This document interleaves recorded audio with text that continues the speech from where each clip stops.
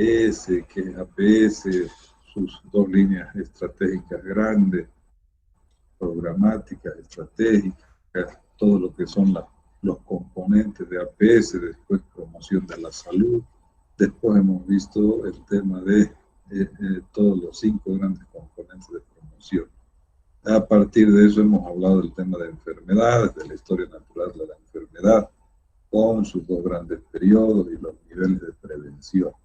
Y toda esta parte, tanto de la historia natural de la enfermedad como del paradigma, se concreta en lo que se denomina una política de salud.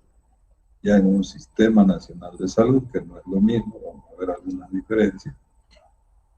Esto lo voy a pasar porque no corresponde a ustedes. Yo he puesto aquí era para otro curso. Voy a avanzar, ya no vamos a entrar en esto, ni en esto. Tampoco en esto, estas 5 se han ido. Bueno, ya, a partir de aquí, uno empieza. Una de las preguntas que se les puso en la tarea es indicadores, ¿verdad? ¿De qué indicadores nos valemos nosotros para poder elaborar una política de salud? Ya hemos visto, insisto, el modelo de la historia natural de la enfermedad. Hemos visto también que a nivel de paradigmas han habido cambios fundamentales en todo lo que es la estructuración del sistema con las propuestas que se ha hecho en atención primaria en salud, en promoción de la salud. Y esto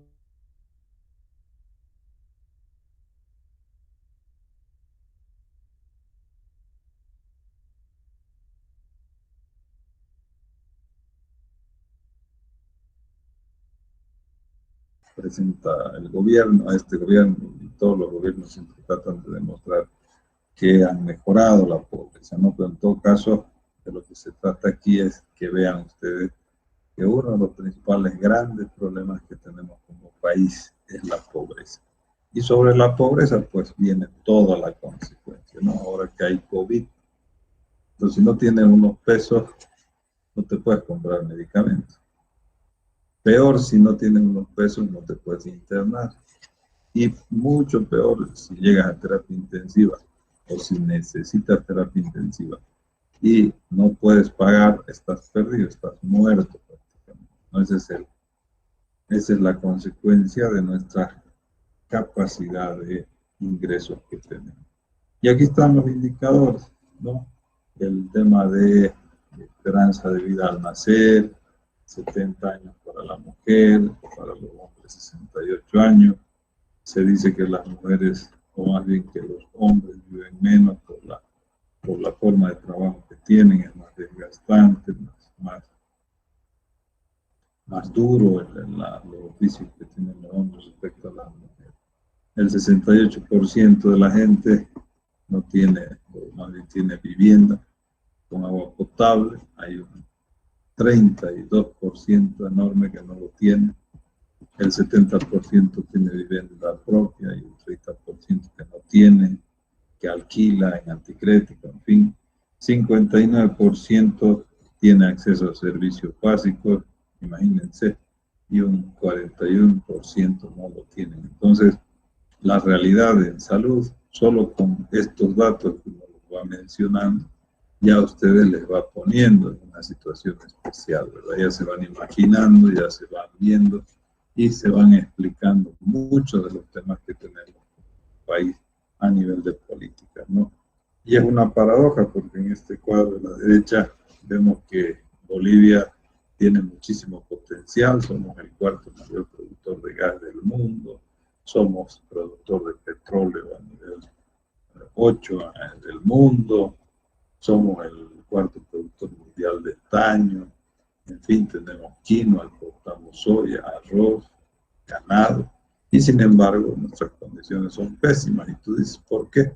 Si teniendo una serie de ventajas económicas no mejoramos. Bueno, ya la explicación, ya saben, ¿no? Algo que se puede resumir con una palabra, el tema de corrupción. Miles y millones se embolsillan, se roba a la gente del gobierno insisto, de este y de otros gobiernos, o sea, no es contra este gobierno, todos los gobiernos de turno han tenido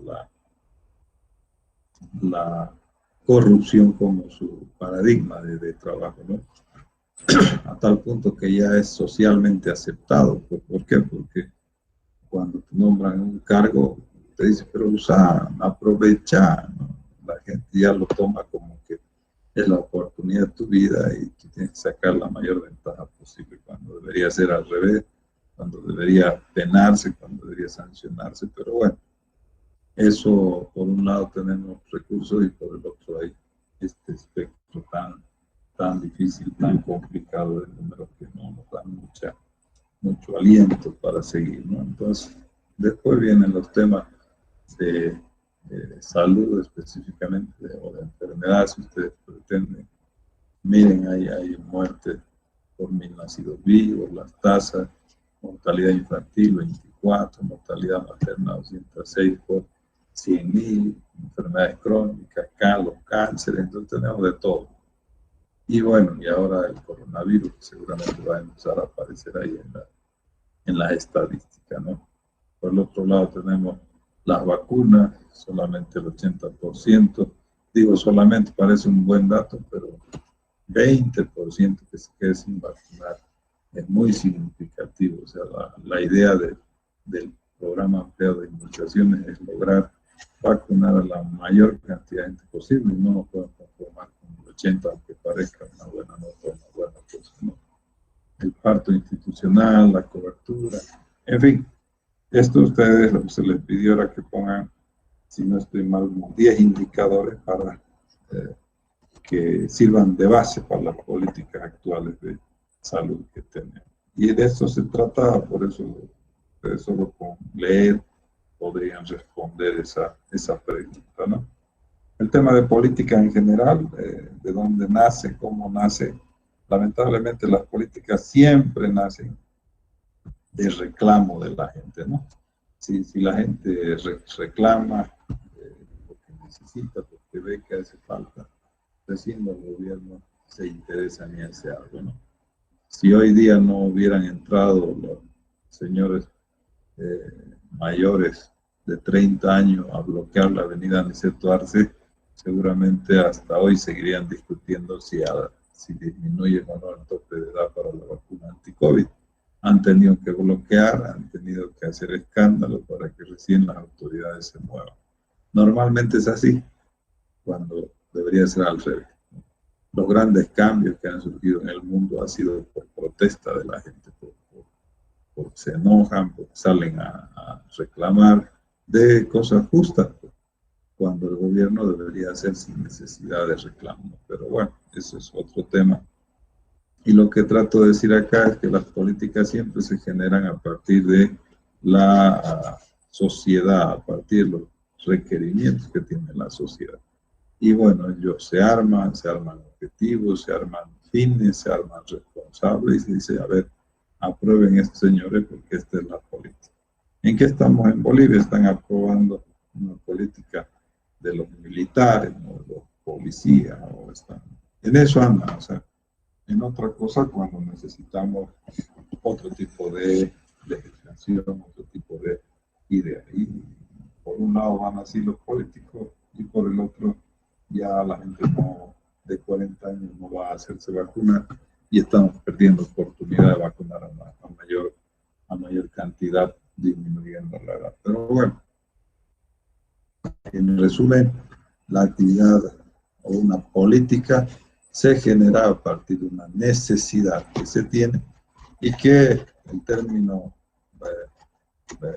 política significa pues el poder público, ¿no? Para lograr algunas cosas, es establecer cierto tipo de situaciones que vayan por el bien común, por el bien de todos.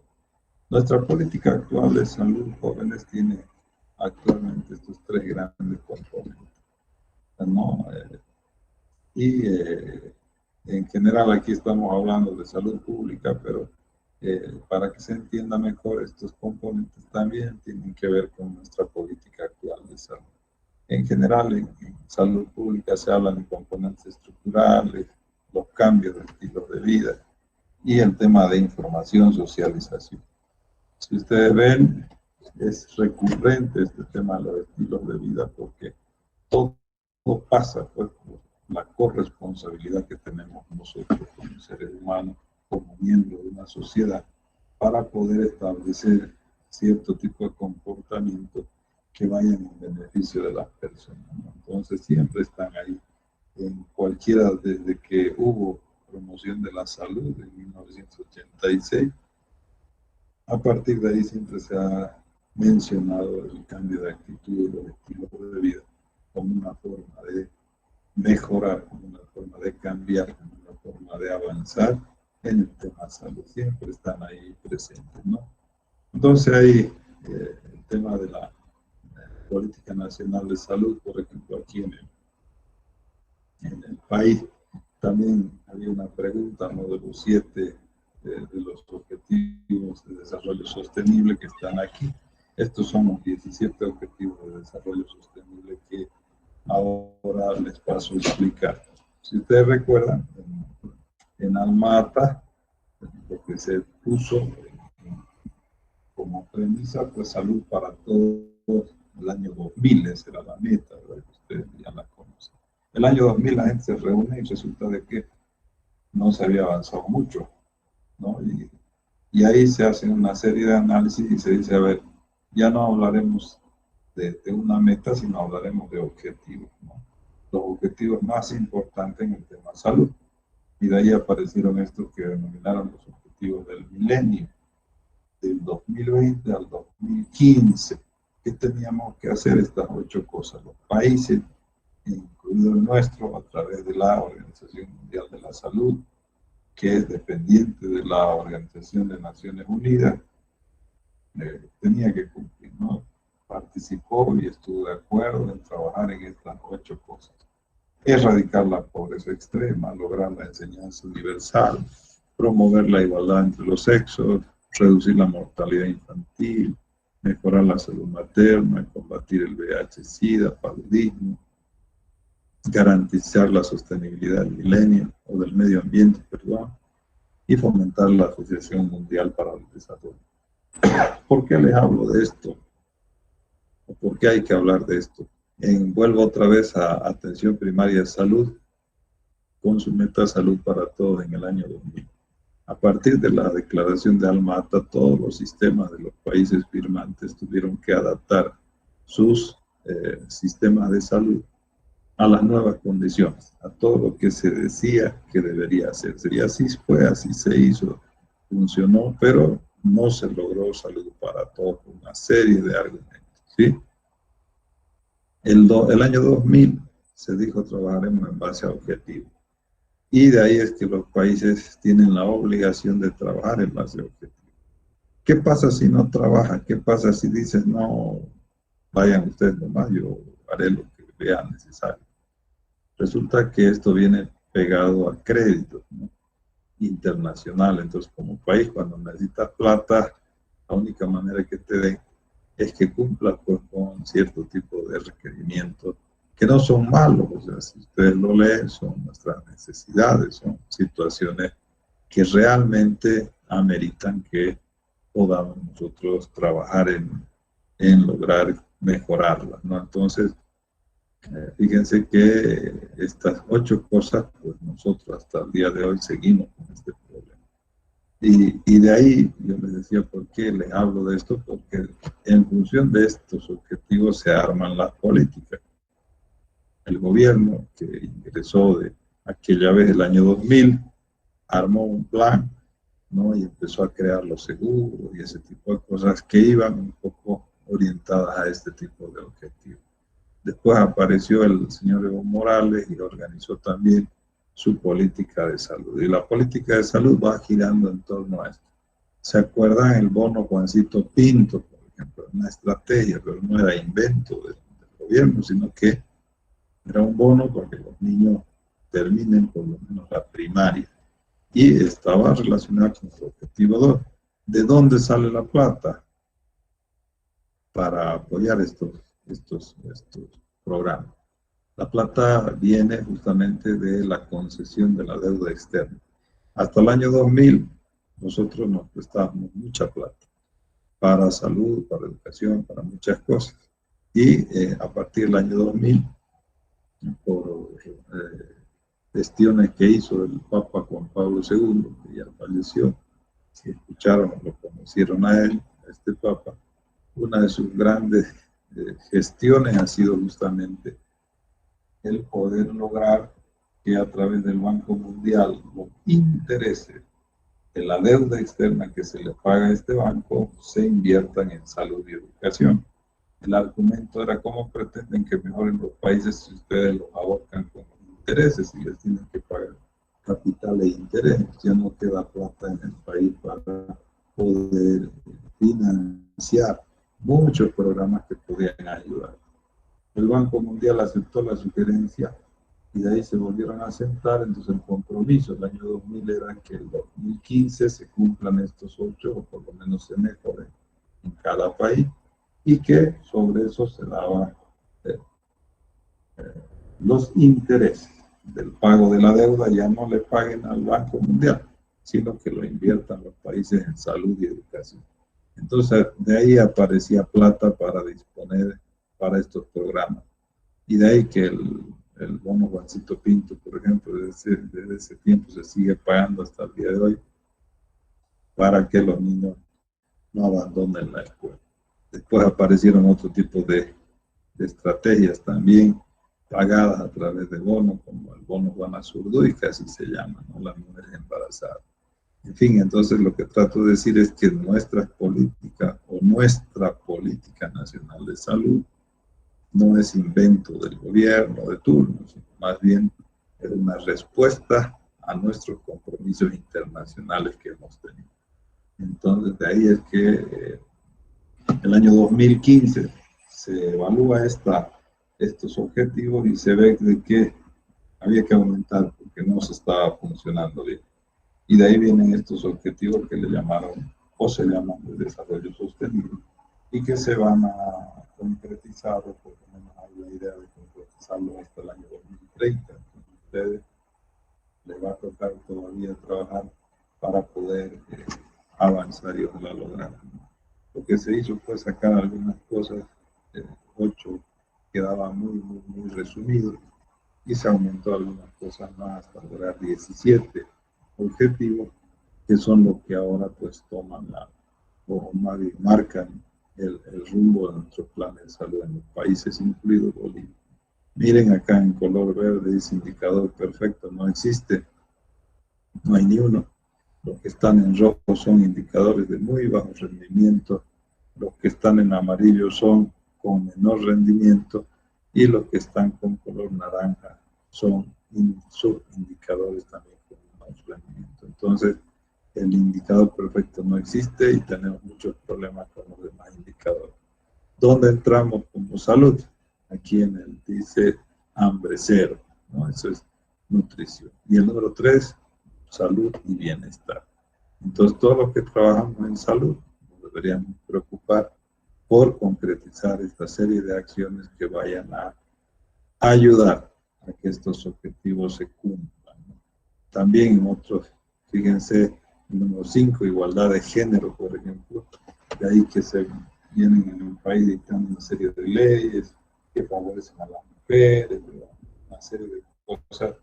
Otra vez que no es invento, sino que es una presión internacional que te dice, mira, hay que hacer en tu país este tipo de cosas para mejorar y para lograr ese objetivo número 5 de desarrollo del milenio. Entonces, ahora son 17.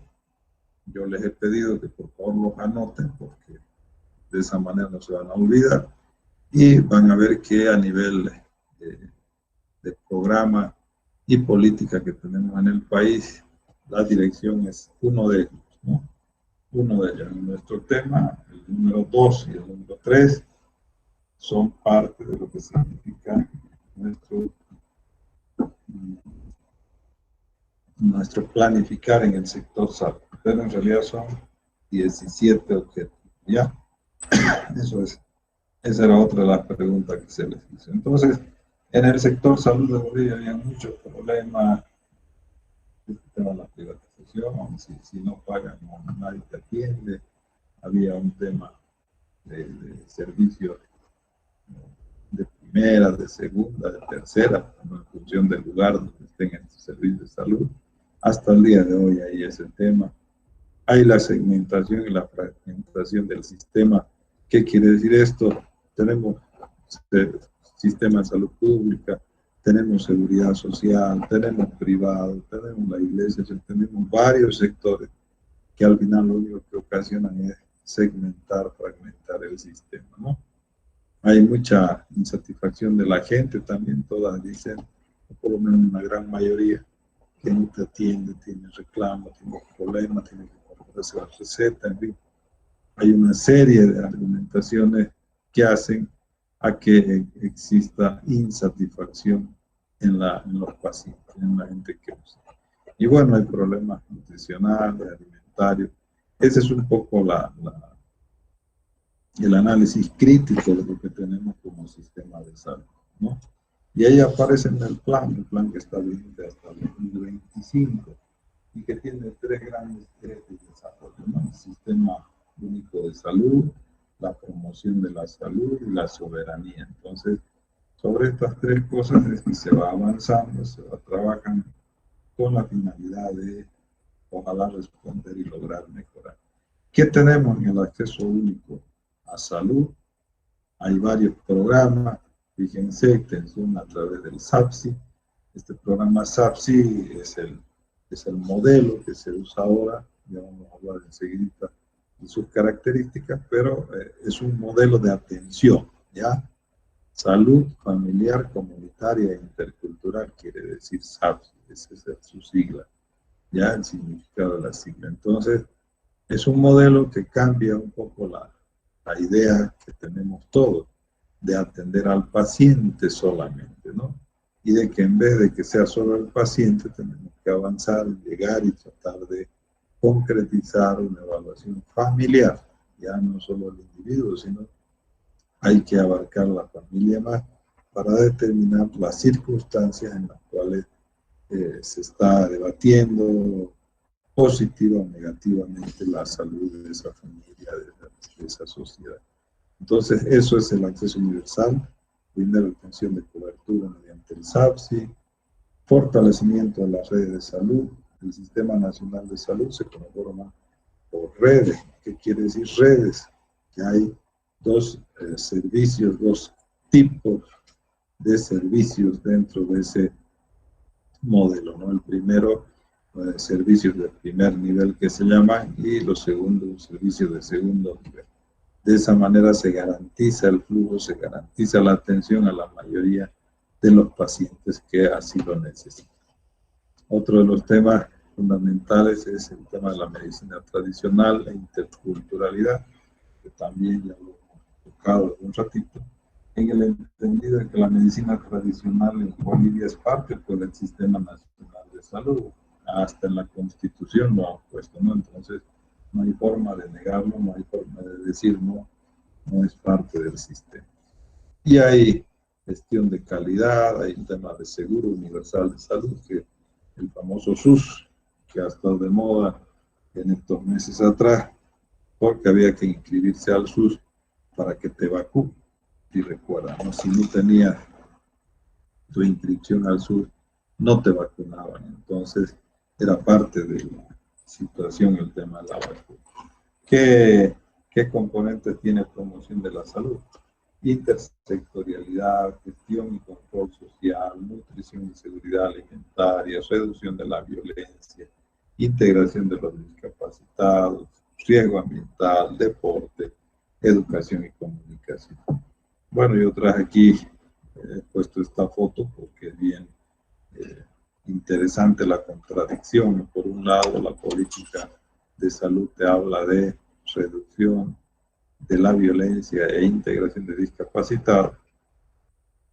Sí, eso es lo que tenemos el plan, y por otro, el gobierno que debería ejecutar este plan les persigue. Ha habido toda una historia con los discapacitados hace 2, 3 años, ¿no? Si recuerdan ustedes, en La Paz lanzaron gas, en fin, acá había huelga, todo porque pedían los señores un bono. Y bueno, eso al final se ha concretizado, pero todo, otra vez, han tenido, imagínense, que hacer presión, como ya dije anteriormente, para que el gobierno se dé cuenta de que era un grupo que había que apoyar, que había que ayudar. Entonces, es increíble, ¿no? No podemos dejar a la gente que presione para que algo bueno suceda.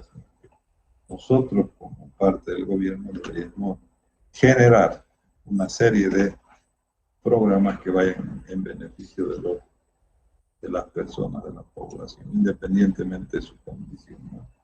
Bueno, el tema de soberanía que dice el gobierno es un poco de que se hagan cosas que realmente sirvan al país, que no vengan a imponerte cosas, que no vengan a decirte aquí hay plata, pero tú hay plata si es que trabajas en artritis reumatoide, que no es nuestro problema, ¿no? Nuestro problema siguen siendo las famosas infecciones respiratorias agudas y las enfermedades diarreicas. Entonces, pero bueno, la gente que financia viene y te dice, ya, trabajen sobre fiebre reumática. No, ese no es nuestro problema. Nosotros quisiéramos trabajar sobre rabia canina, por decir algo. Todos los años tenemos rabia canina, ¿no? Entonces, un poco la soberanía y rectoría dentro del sector salud va en la medida que es el ministerio el que decide, el que organiza, el que programa actividades que vayan en beneficio de la población. ¿De dónde sale la plata? Ya hemos dicho, la mayor parte del PGN a través de los impuestos, de los intereses, no impuestos, los intereses de la deuda externa, ¿no? Entonces, ahí está, condonación de deuda. Usted dice, ya no me paguen los intereses, pero con los intereses trabaja y haz todo para que mejoren nuestros indicadores. Y eso es lo que ha pasado y de ahí es que sale la plata. Sin olvidar que también la gente cubre una mayoría de sus medicamentos, de sus intervenciones quirúrgicas, de una serie de otras necesidades que tenemos y que lamentablemente sale de nuestro bolsillo, ¿no? Hay una ley dentro del Sistema Nacional de Salud, que es la 475, donde hace desaparecer ya todos los seguros. Si ustedes todavía lograron escuchar, antes había el Zoom, había el spam, había varios programas. Pero el gobierno, como parte de su política, ha anulado estos varios programas y los ha juntado. Ahora hay uno solo. Y parte de eso está establecido en esta ley, de ahí que la he traído para que ustedes la tomen en cuenta. Entonces, el Sistema Nacional de Salud como tal tiene muchos subsectores. En este caso, hay lo que se denomina la salud pública, que es la que está a cargo del ministerio, de los sedes, del municipio. Teóricamente cubre al 60% de la gente este sistema. Hospital del Norte, Hospital del Sur, Hospital Viedma, a eso me refiero.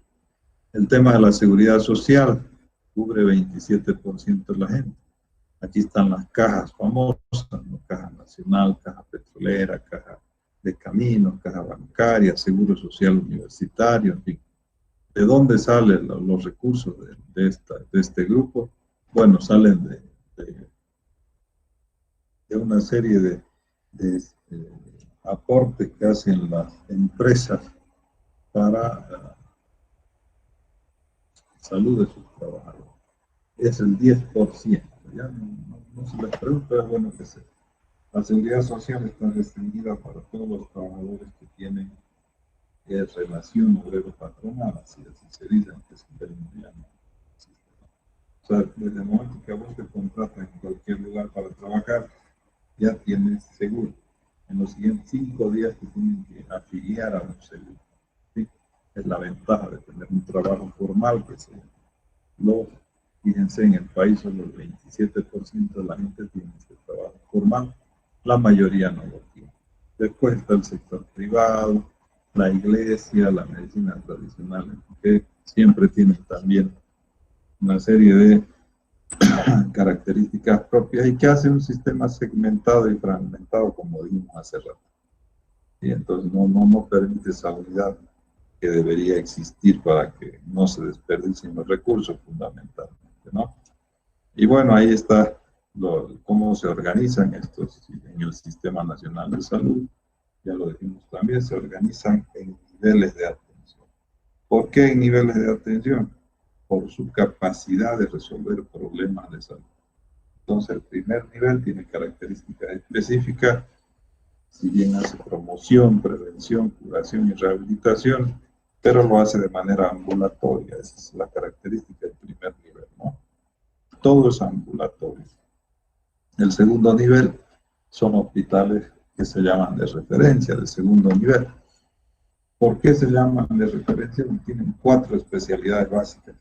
No se olviden, siempre se les pregunta esto en el examen. Medicina interna, cirugía, ginecobstetricia y pediatría.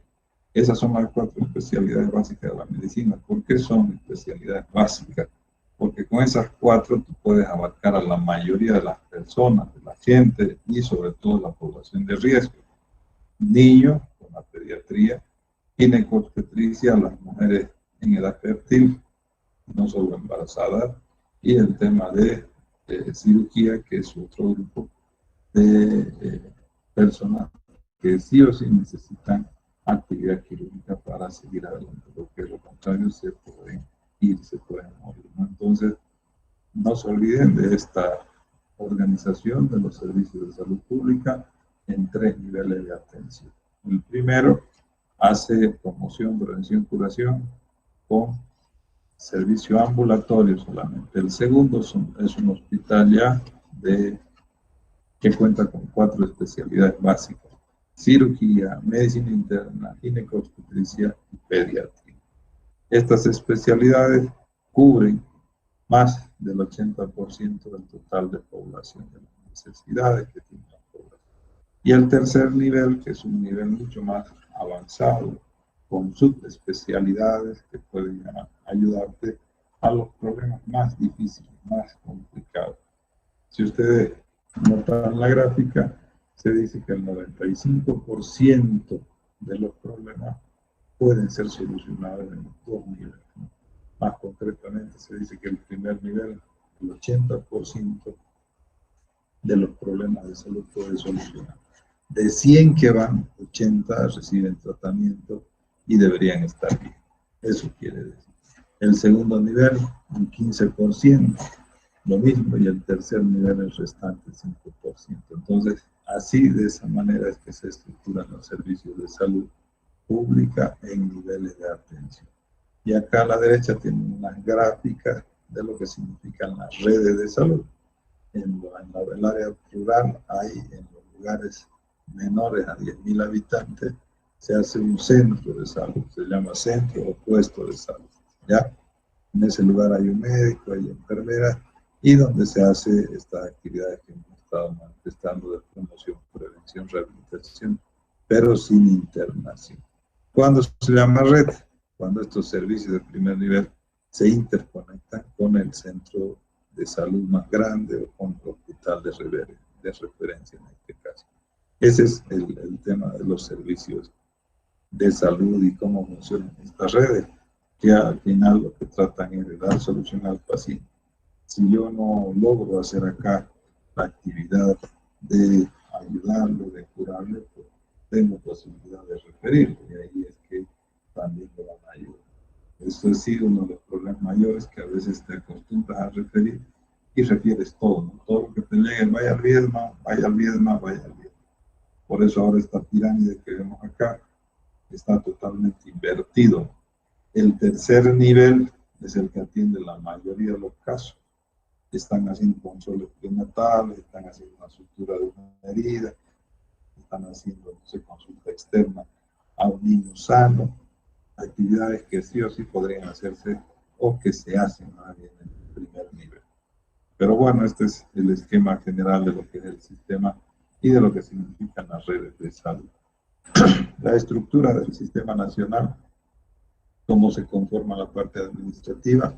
Tenemos el ministerio, tenemos el sede, tenemos las redes, de salud, tenemos el DILO, que se llama, y por último el centro de salud, que es el que hace la actividad en cada una de sus áreas, ¿no?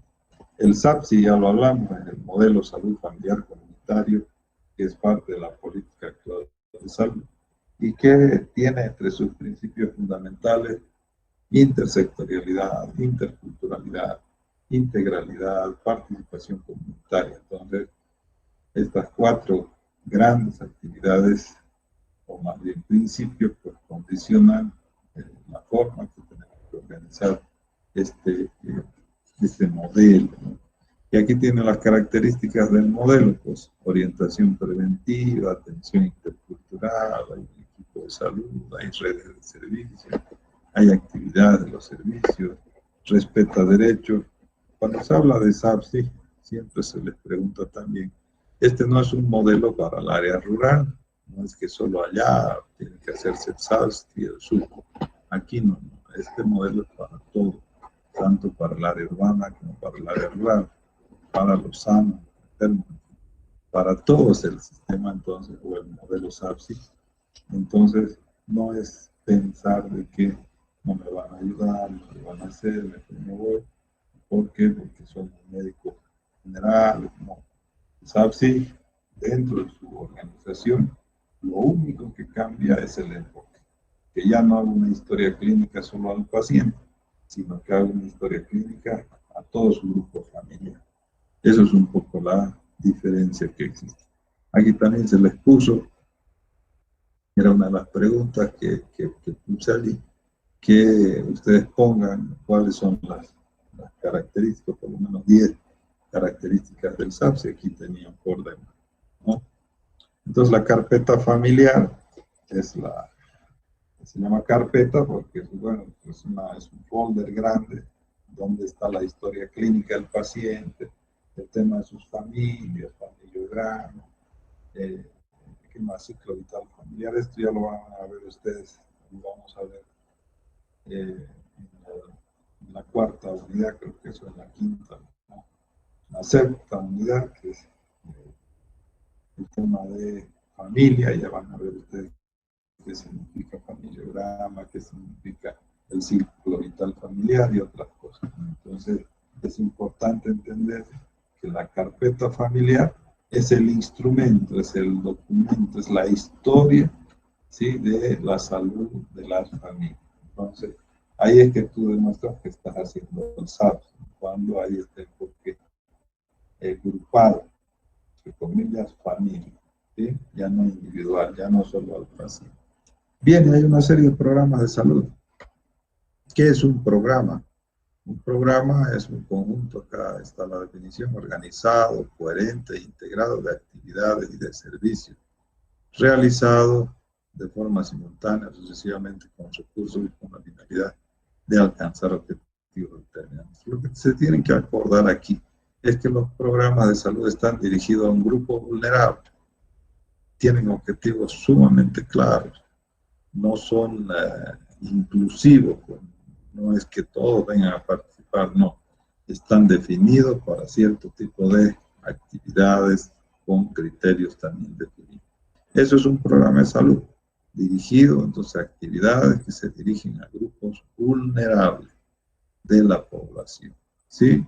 Entonces, ¿cuál es la idea de estos programas de salud? ¿Qué es lo que logran cuando se programatiza todo? Esas son las consecuencias de un programa, ¿no?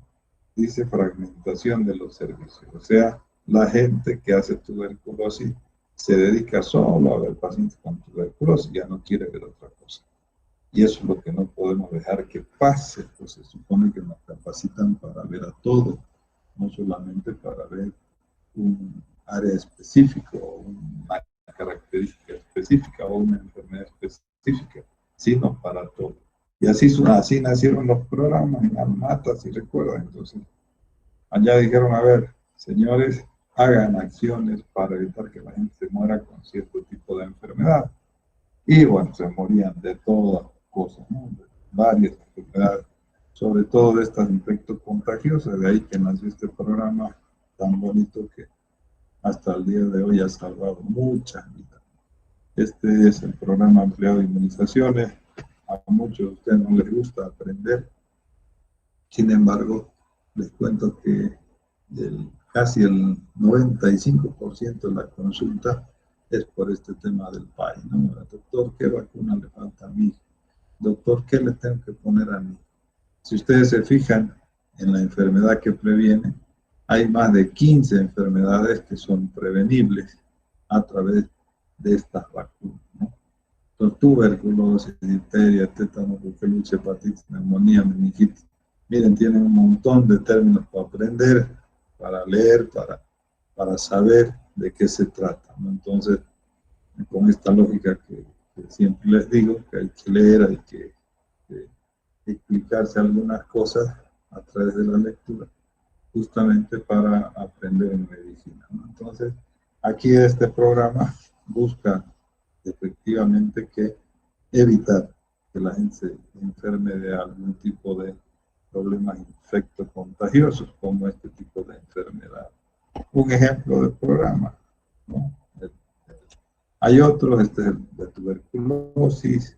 No vamos a entrar en definitiva ni a hablar la patología ni a hablar en general de los programas. De lo que nos interesa en la materia es que entiendan que hay ciertas situaciones de grupos vulnerables que se necesita programatizar, hacer un programa. Y de ahí que hay programas de Chagas, programas de enfermos renales, programas de enfermedades crónicas, programa ampliado de inmunizaciones, tuberculosis, en fin. Hay el programa del Sistema de Salud, el programa Juan Azurduens. Hay muchísimos programas, muchísimas cosas. Aquí hay un listado más: planificación familiar, salud oral, VIH, SIDA, en fin. Cuando quieres dar solución prioritaria a alguna patología emergente que tienes que armar un programa, no hay otra forma, ¿no? Yo estoy seguro que cuando pase el tema de la pandemia también va a haber un programa de coronavirus, se va a quedar porque el virus va a estar bastante tiempo pues todavía con nosotros. Entonces tiene que haber un grupo de especialistas, de expertos que se dedique a trabajar, que se dedique a hacer, a demostrar y fundamentalmente a informar a la gente, ¿no? Respecto a qué acciones de prevención primaria se deben tomar para evitar enfermarse de este tipo de acciones. Entonces, general, jóvenes, esa es un poco la idea de hablar de esta situación importantísima dentro de la que es la política nacional de salud, y este otro que hablamos del Sistema Nacional de Salud y de los programas. A ver, vamos a revisar nada más unita por tema tiempo de sus tareas. A ver, Cristian, que nos ha escrito Cristian. Respecto a esto era fácil, ahí está la institución, está dentro de la presentación, que es el sistema de salud y cómo está conformado. Aquí está conjunto de entidades, ¿no? Cuáles son las principales características del SAPSI, también está cómo se organizaban los servicios en función de su capacidad de resolver en primer nivel, segundo nivel, tercer, en qué situación se debe realizar la referencia, ¿no?, de pacientes. Aquí cuando el nivel de atención es mayor para resolver problemas. Si tienen un problema complicado, entonces lo mejor es pues mandar a otro nivel, no te lo vas a guardar, no te lo vas a quedar al paciente, ¿no? Cuando se necesita una cirugía, cuando necesita una valoración especializada, tienes que referir, no te lo puedes quedar al paciente, ¿sí? ¿Cuáles son los ejes del plan estratégico? Vamos a los ejes también, de los 3 ejes. ¿Qué son las vacunas y cuál es el principal objetivo del programa? Las vacunas, bueno, son antígenos, ¿no? Así hay que decir, son antígenos, que pueden ser virus vivos, inactivos, atenuados, muertos. Son antígenos, no se olviden. ¿Y qué es antígeno? Es la capacidad de una sustancia de crear una reacción inmunitaria. Por eso se llama antígeno. ¿De acuerdo? Eso es. Y el PAI, pues, tiene ese tipo de ideas, ¿no? Disminuir la mortalidad. ¿Cuáles son las principales ventajas de los programas? Se les preguntó fragmentación, no trabajar en base al modelo integral. Así es. Muy bien. ¿Cuál es la diferencia entre el primer nivel y atención primaria? Aquí esto lo voy a aclarar porque siempre es una estrategia. Es una estrategia que se emplea en los 3 niveles de atención. ¿Ya? No es solamente en el primer nivel, hay mucha confusión cuando la pregunta siempre va en esta forma. ¿La atención primaria de salud es lo mismo que el primer nivel? No. ¿La atención primaria de salud solamente se realiza en primer nivel? No, se realiza en los 3. ¿La atención primaria de salud es una característica esencial del primer nivel? No, no es así.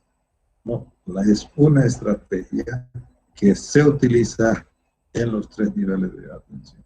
Un neurocirujano viene y le capacita, le informa a su paciente de alguna circunstancia, está haciendo atención primaria en salud, por muy especialista que sea, ¿ya?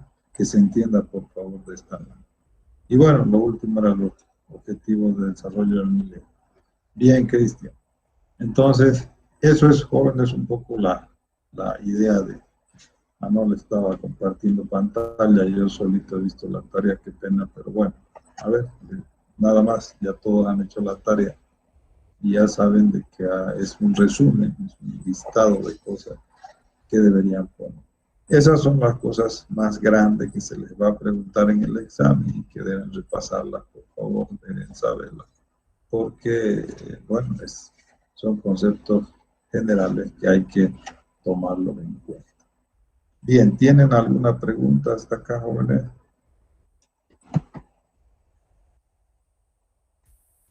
Sí, doctor, una de que estaba justamente en la tarea y no sé si la hice bien. A ver. Era, un momento, aquí le estoy buscando. Tenía que ver con SAFSI. No, creo que eran Las las... características del SAFSI. Exacto, las características principales de SAFSI. ¿Cuál Y sería la eso respuesta? ahí había un slide, si recuerdan, ¿no? Era una red de servicios, atención de calidad, uso eficiente de recursos. En la presentación tenían como 15 características del SAFSI, ¿no? No sé si es que lograste ver. Pero, a ver, es un modelo que de lo que trata es de, para empezar, la primera característica es que el enfoque es familiar, ¿no? Tiene un enfoque familiar que de lo que trata es de ver al paciente ya no como una unidad individual, sino ver a un paciente como miembro de un grupo familiar, de un grupo de personas. Eso es un poco la primera característica, si quieres. La segunda es que el SAFSI es tanto para área rural como para área urbana. Eso también es importante. Y después tienen una serie de características, la intersectorialidad, la interculturalidad, bueno, y otras cosas más que están en la diapositiva, y que te invito a repasarla para que nuevamente se te grabe esto, porque le vamos a preguntar también en el examen, ¿no? ¿Qué más? Listo, doctor, gracias. Ya, Ricardo, ¿qué otra cosa quisieran preguntar? ¿Qué otra duda tuvieran?